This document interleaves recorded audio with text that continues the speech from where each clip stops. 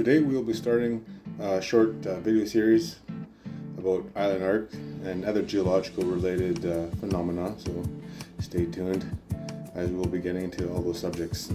So what is an island arc? An island arc is essentially a volcanic chain of islands that are created through a process called subduction. For an island arc, you need two oceanic plates that collide with one another. One plate slides under the other while the other one slams on top of it and pushes crust upwards into a mountain building process usually dubbed an orogenic event. On one side of the tectonic plate, you have a deep trench like the Marianas Trench, and on the other side, there's a structure that's usually convex. That usually is the basin. As the descending slab travels or is forced into the Earth's crust, the pressure and heat builds up and a process of partial melting starts.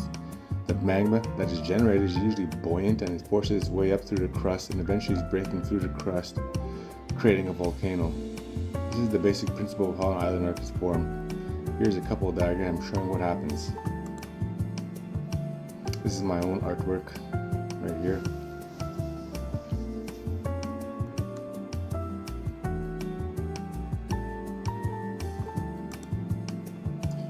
As you see, the subducting lithosphere, that's usually called the crust, is being subducted. As you go further into the mantle,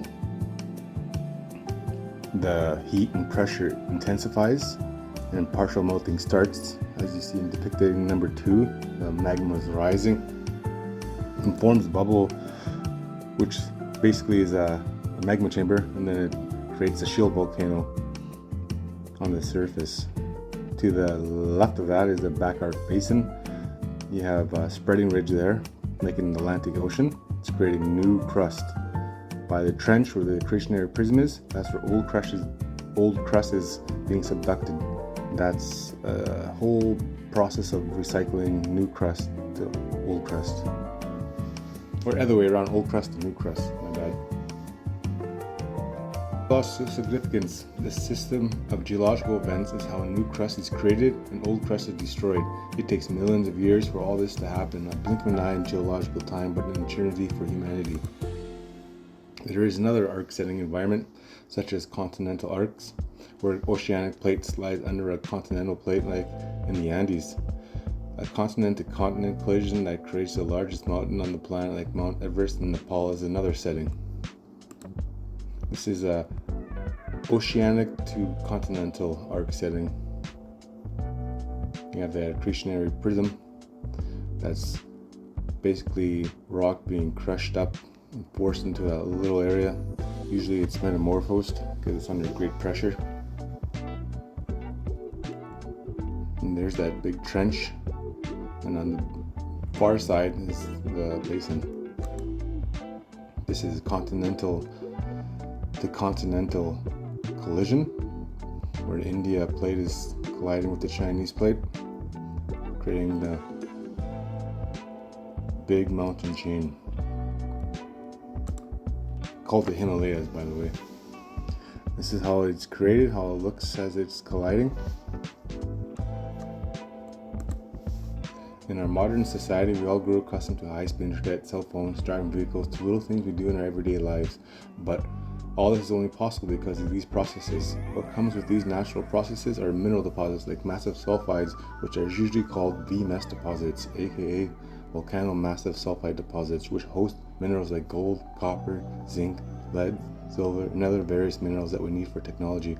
We wouldn't even have much technology if it were not for these mineral deposits. There's other deposits associated with island arc systems, but for our time's sakes, we'll keep it detailed to a minimum. So where we would find these modern day island arcs, you'd say? The Japanese islands are a good example. The Aleutian Islands in Alaska are another one. Or anywhere around the Ring of Fire in the Pacific Ocean, you can find island arc systems throughout. These places do come with a lot of dangers though: volcanism, earthquakes, and tsunamis, to say the least. The more humanity grows, the more the danger grows. You can call it proportional if you like, but yeah, that's the island arc setting in a nutshell. Here's the Japanese island arc system in the Pacific. I guess it's the Eastern Pacific, Eastern Ring of Fire. The Aleutian Alaskan island arc setting by the Bering Strait. Be sure to like and subscribe to my channel, as I'll be posting a lot of short educational videos on my channel. I will also be occasionally giving away beautiful rock samples away, so only to my subscribers though, so be sure to subscribe.